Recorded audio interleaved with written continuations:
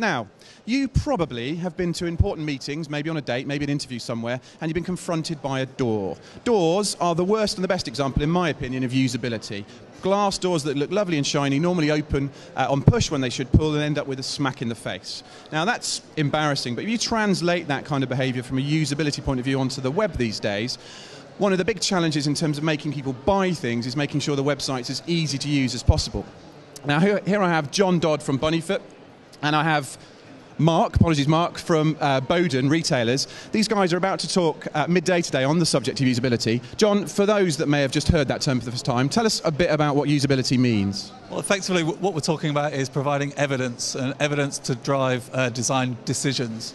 So usability used to be thought of as being all about making something user-friendly and that kind of thing, but it's also much more than that as well. It's about providing specific evidence that will help people drive their designs forward. So fix things that are wrong, but also maintain things that are working right and increase the whole efficiency and the whole experience, really, of trying to purchase online. Okay, Mark, and you've been working with Bunnyfoot on your international websites. What does this actually mean in reality to you? What are the outputs for this sort of thing? For us, I think it's the most important thing is getting the basics right. So there's a lot of functionality out there on the web that you can pick up and use and get really into. But I think getting the basics right is really, really important, and particularly across international markets if you're looking to grow your business internationally. So yeah.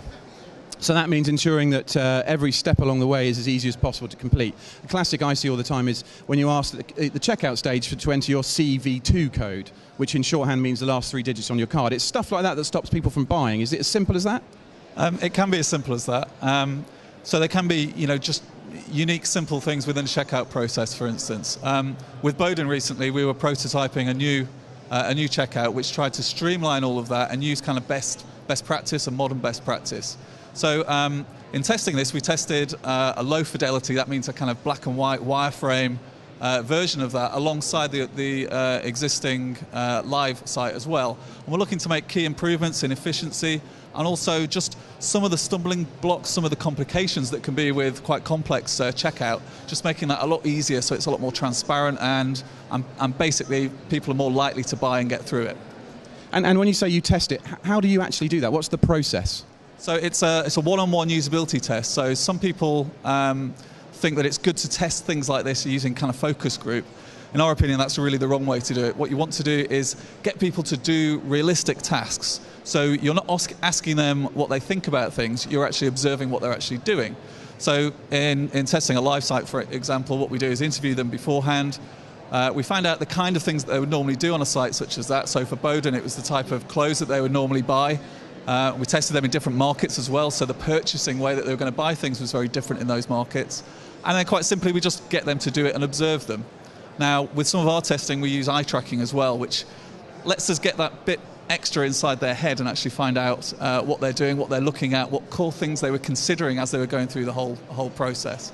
And from that, we can build a whole body of evidence that lets us suggest improvements to the whole flow and also fix any mistakes that might be there. And that translate, Mark, for you, does that mean hopefully more people buy things from you? Is it as simple as that? Yeah, absolutely. I mean, we do a lot of multivariate testing as well, so any of the changes that we're making as a result of the usability testing, we're able to see tangibly how those are giving us a commercial uplift. So that's really, really important for us to be able to test and to see the uplift as a result of the changes. And actually, quite a lot of the changes that we expected to make and give us an uplift didn't. So multivariate testing is a good way of ensuring the changes you are making are the right ones for your customers. So it banishes those assumptions as well, that we think this is the language that's going to make sense to our customers. Actually, your customers are telling you the language or the layout or whatever it is they need to make sure they make the purchase. There's a great book, Don't Make Me Think, that I've read on this subject where it's literally making things fall off a log easy, and in simple terms, from an economics or commercially, the easier it is, the more people will complete the process.